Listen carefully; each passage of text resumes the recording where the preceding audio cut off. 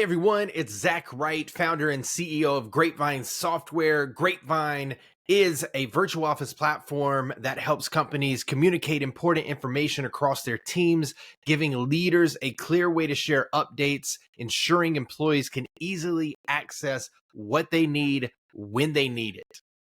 I wanted to give that specific blurb because what we're going to be talking about today in the Future of Work Weekly Report is an article from Adaptivist. Never heard of them before, but I like that name. I feel like I got to adopt it. The title of this article is How Asynchronous Work is Reshaping Productivity and Work-Life Balance. Now, before we dive into this, for anybody who is just tuning in for the first time to the Future of Work Weekly Report by us, Grapevine, I just want to let you know that we do these every single Wednesday unless we get a little bit busy in startup land. So far, we've only missed a couple, so we've been doing pretty good. But the Future of Work Weekly Report is where we discuss anything to do with the future of work. So anything from remote work, flexible, hybrid, AI, productivity, that's what we're going to be delivering. And today is no different. So without further ado, let's go ahead and talk about this week's article. Again, how asynchronous work is reshaping productivity and work-life balance. So let's go ahead and dive into highlight number 1, which is titled Mitigating Tool Fatigue. Now, before I even go into the key insights, you already probably have a thought in your head because this is how we feel whenever we're working remote or flexible. Just so many tools. But let's go ahead and talk about the key insight. The first one for highlight number 1, asynchronous work minimizes the overwhelming effect of tool overload by allowing employees to engage with technology on their terms, thus enhancing focus and productivity. Now, they have an interesting stat that they talk about in the article as well, which is 73% of companies are investing in tools to boost productivity, yet 40% of remote employees feel they have too many tools compared to 14% of office-based employees. Now, they didn't specifically go into what type of tools do they feel like they have too much of for remote employees, right? And my assumption is that they probably have too many communication tools and they might have too many collaboration tools. And the reason that I say that is because if you have too many communication and collaboration tools, it becomes overwhelming. I've never heard an employee say that they had too many tools that helped them, right? Now, some of these tools, and the reason that I say communication and collaboration tools is because whenever you have these tools and they don't communicate to one another, or you have to duplicate your efforts, that's when it becomes tiring, right? And the reason that I'm really diving into this area of the key insight and the stat is because Grapevine helps solve that issue, right? Whenever we think about what does Grapevine do, in some bullet points, it streamlines communication, it eliminates silos, and it keeps everyone aligned no matter where they're working. And so that means that you can consolidate your communications and you can consolidate where you share information. And that helps you reduce the amount of tools that you need. Now, in some cases, it can reduce the tools just for clarity. In other cases, it can organize where those tools live or that information lives, whether it's in a document or whether it's in a project management tool or whether it's in an HRIS tool, right? Grapevine helps you organize that, not only organize it, but more importantly, it helps give leaders a clear way to share that information as well as employees. And then even more important than that, it allows people to be able to find what they need when they need it. And what I mean by that is, for example, we use Grapevine at Grapevine. We drink our own champagne, we eat our own dog food. And so what happens is whenever there's a big announcement, we'll go into the executive news feed and we'll share what we need to. But then we'll also, if it's a document related item or update, or if it's a policy, or if it's something within an app that we need to share with the team, we will put it in the human resources section, or for us, we have it connected with Google Drive because we're still waiting on Google verification. I won't get into that because the team knows I'm very annoyed with them.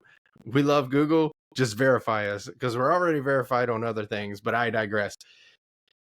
We have Google Drive connected and we're working on getting that available for everybody, but you don't have to wait to use Grapevine for that to become available, because you can put it into our company resources section underneath human resources page, and that all becomes searchable.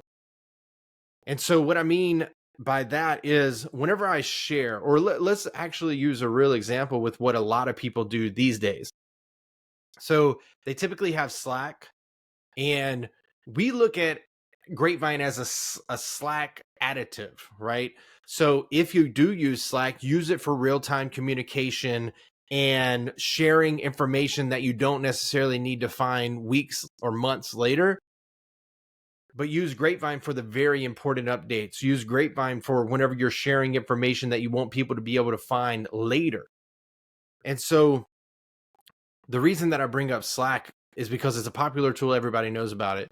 Whenever people share something in Slack, more specifically a link or a document, it becomes extremely difficult to find, right? And so what we have overcome at Grapevine is that whenever you share that information, whether you need that right now or 3 months, 12 months, 5 years down the road, it's going to be available in Grapevine. And not only is it available, it's easy to find in Grapevine. And so I wasn't planning on doing this, but I wonder if I can go ahead and share my screen. Let's just show you what I'm talking about. So let's see. Let me get the right window. Let's see. So you'll see that I was working on some ChatGPT stuff, but let's go ahead and navigate over here to Grapevine. So if I go to human resources real quick, you'll see that we have, this is our staging account, but you'll see that we have like we're changing this from HR resources to company resources, and then HR document library to or company library. And so you can see that we've added certain things here. And so whenever you add something here, it's very simple. You just add the link, or you could add a document here. You give it a title. And then whenever you share that, it becomes available. So let me click off of this. It becomes available in your files, right?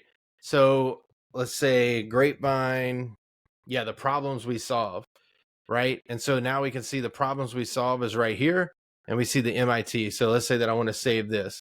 Now, whenever I go here, you can see that I have all of the saved items that I need to be able to see.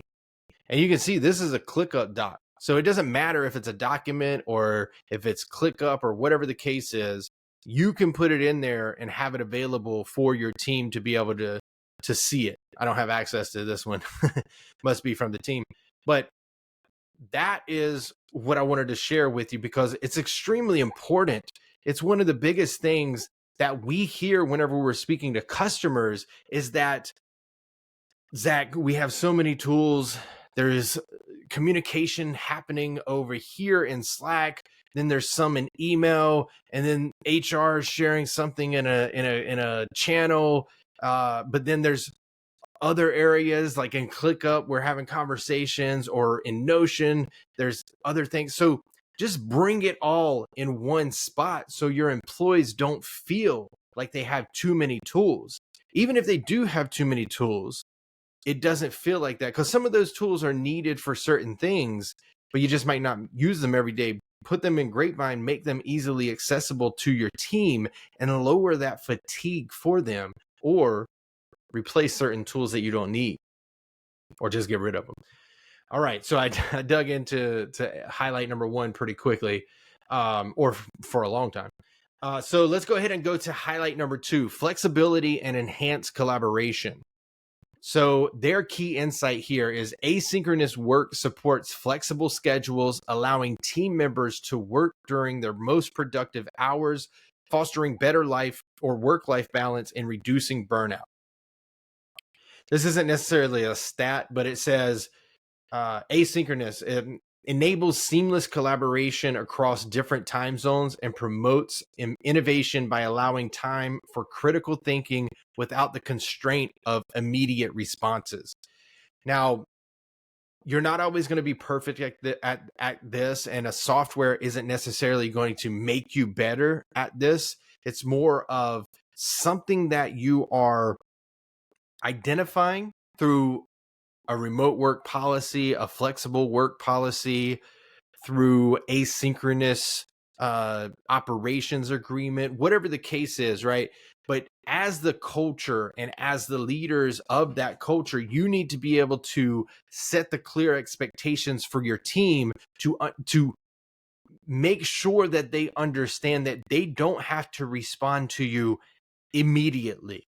Now, we've talked about this tons of times, and maybe I just need to do a full-on video about a communications charter. Let me know in the comments. Just say communications charter, and we'll break down what a communications charter looks like. We'll even build a template in Canva that you can easily access, and we'll do an entire video so you can walk away and have one where you can apply it to your organization. So that out of the way. The reason that I bring up a communications charter is it's describing specifically what or how you want your employees to behave in certain situations. For example, one, it's going to describe what is an emergency, right? And it could be that matrix, what's urgent and important, what's urgent but not important, what's not urgent but not important, and then something else. There's one more. I know I'm messing up on that one, but it could be something as simple as that. And then you give examples. And so that describes, okay, this is the criteria of an example or of an emergency in our organization. And then beyond just setting that criteria, you want to then create just a small process about what is the employee's what is the employer's expectation of the employee whenever an emergency happens. Basically, you're answering, okay, this meets the threshold of an emergency. Now that we understand that, this is how you're going to reach out to someone during an emergency to make sure that you are doing what is expected and that you're getting that emergency to the right person through the right channel. So for example, right, if it's an emergency and it needs to be responded to right away, we do have real-time chat functionality. So you could use Figgy Chat if that is your communications charter process. You could use Slack, MS Teams, if that is the tool that you use, or you could use a phone call or a text message or an email, right? It's up to you. It's how your organization runs and operates. So, but what you're doing here is you're creating clear expectations for employees. And now I want to go back to why or how that matches up with asynchronous work. Whenever you have that clear communications charter or just that clear communications to your organization, and everybody in the team and organization understands how and what you expect of them, then you can have more asynchronous work. And that's good for productivity, because what they said again here is asynchronous work supports flexible schedules, allowing team members to work during their most productive hours. So for example, if I wake up at 4:35 a.m. to work out, so I'm not necessarily going to be available. I do check my emails and WhatsApp and Grapevine, but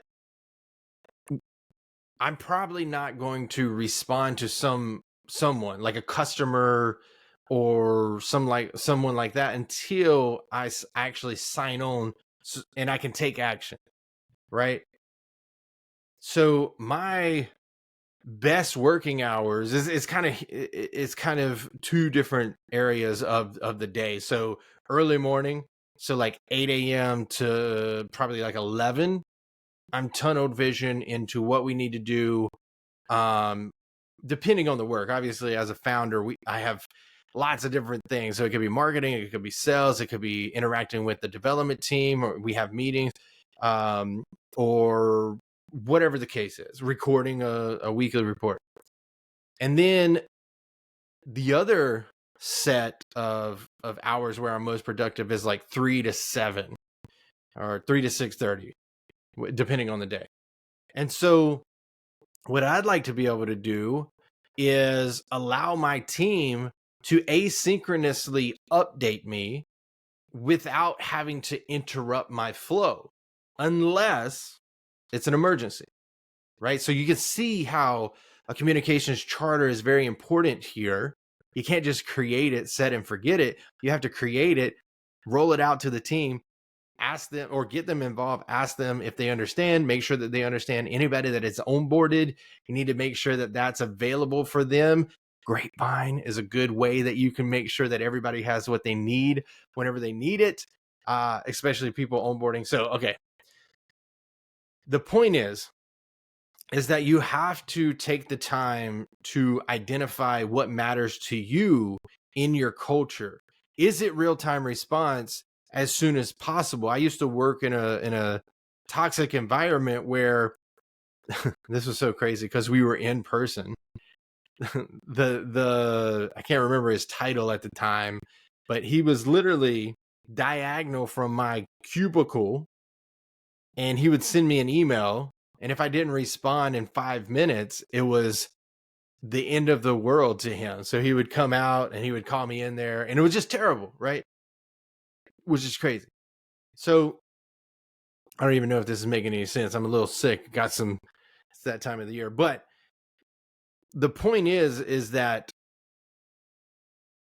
if you create a culture where asynchronous work is supported, then the employees have a better flexible schedule, which fosters a better work-life balance, and it reduces burnout, which would also affect someone's ability or willingness to stay at the company. So lower turnover, which is good for the bottom line. But then you would also have a more productive workforce because they're not constantly interrupted by notifications. And again, like we like Slack, MS Teams. We're not like a huge fan of it, but we understand. And the difficulty is just notification. Instead, at Grapevine, what we have is email summaries. And so share the important information where everybody in the organization gets that update, but stop interrupting them and then contradicting yourself and saying you got to speed up the productivity. And in the back of their mind, they might not tell you, you're saying speed up the productivity, and you're typing through Slack, notification. And in their mind, they're like, I'm trying to get work done, but I can't because I keep getting distracted. And the culture that we have is if I don't answer in 5 minutes, then it's a problem. So, okay. I think you get the point, but it's so important. So important. Okay, let's go ahead and go to highlight number 3 so I don't make this video forever. Culture and technological shifts required. So they say effective asynchronous work requires not only the right tools, but a significant cultural shift with organizations to foster autonomy and clear communications. So this is kind of what we've been talking about, but I'm going to go deeper into one of the frameworks that I learned in my thesis that I constantly bring up because it's so important. So this isn't necessarily a stat, but they say Adoption of platforms like Jira and Monday.com for task management, video messaging tools like Loom for personalized communications helps maintain clarity and team cohesion.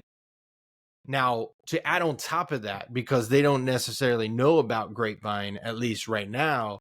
And so what I would say is, like, you can have Jira, you can have Monday.com, you can have Loom, but how are you delivering that information, or how are you delivering that? Now, Jira and Monday, they're going to have their own notifications that might go through email like we do at Grapevine, or it might go through a Slack integration.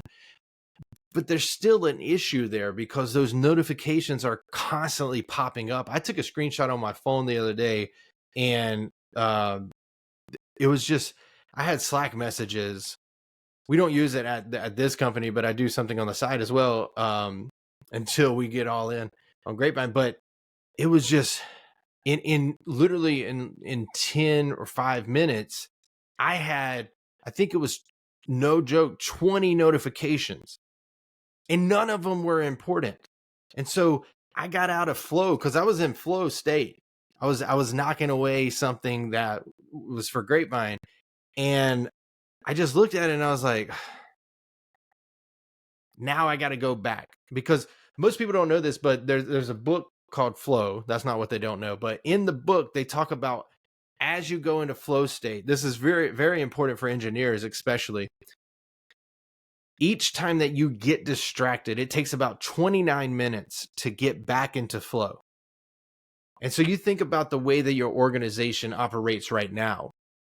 I can guarantee you that within that 29 minutes of trying to get back into flow, that person has already been distracted and they had to start over. And so what happens here is that teams start to lose the important announcements, because instead of trying to get distracted, and staying abreast on everything that's happening in the company, they just mute the notifications, right? So make sure that your communication tool is adapted to the type of culture, the type of people that you work with, and make sure that your policies and structures and operations works with what you're trying to achieve in your organization. Don't let it contradict itself, like we mentioned before. And so what I would add to these tools is obviously Grapevine, because we do have notifications, but we try to minimize them and keep them in the web application versus the constant pinging and interruptions that people get. Okay, so let me bring this home with the summarized call outs and see if I have anything to add here. And if you're listening, drop some comments if you have anything that is additional that you just want to add to the conversation, or feel free to ask us questions. Sometimes those might turn into full-on episode responses. All right, so let's summarize what we talked about. Asynchronous work reduces tool fatigue by allowing employees to interact with technology on a need-to basis, which enhances productivity, like we talked about. It offers unparalleled flexibility and supports global collaboration, crucial in today's diverse and distributed workforces. So that flexibility and support. And then the last one is successful implementation requires a cultural shift and strategic use of technology to support non-synchronous work patterns. Because that last one is very important, because we're used to having synchronous meetings, so Zoom. We're used to, or in person in the conference room and whatever the case is. So there's going to be a cultural shift. Now, if you're already working hybrid or you're remote, then you're already in the right space and possibly in the right mindset. You might still have to bring on some stragglers with you. And so what we recommend is we have our own onboarding implementation and change management toolkit. So whether you sign up for our 30 days free trial, you'll get the OIC toolkit. You can go there and check it out right now. It's on our help center on our website, grapevinesoftware.io. And so in addition to that, you or in addition to that, we also have future of work experts. And so we have them and we try to pair you up with the right future of work expert. They're not affiliated necessarily with Grapevine. So if you're interested in them, reach out to us. We'll get you in touch with them and you can choose the one that works best for you. But let me go ahead and wrap this up so it doesn't get too long. But asynchronous work was something that was big in the pandemic, and it was to help with burnout. It was to help with different time zones because we were starting to work as a global distributed teams or in globally distributed teams. And so we had to adapt. We had to adjust our mindset. I've spoken about it before, but I used to manage people in the UK, and I've also managed people in India, and now our development team mainly is based out of Pakistan. So I've had to adapt too. I was one of those people who, whenever we had a training in the office, if they were 3 minutes, 5 minutes late, I would be very angry. Or if they came into work 5 minutes late, I would be like, why are you so unprofessional? And luckily, I've been able to adapt the way that I think, because it doesn't matter how long they work or even when they work. It matters if they are producing what we are trying to achieve as a team and what they're trying to achieve as an individual contributor, or what they're trying to achieve with their team as a leader, and what we're overall trying to achieve as a company. So again, I'm going to end it right there because I don't know if what I'm saying is making sense because I got this head cold thing coming back. But feel free to reach out to me if you have any specific questions or you just want to talk shop about the future of work or Grapevine. You can reach out to me. We have an email address, info@grapevinesoftware.io. Just say, hey, Zach, I heard your episode and I wanted to reach out to you and connect with you just to get your thoughts on this or that, All right. Thanks so much for watching. I hope it made sense. If it didn't, we'll make up for it next week. But thanks for tuning in to the Future of Work Weekly Report, and we'll see you on the next episode.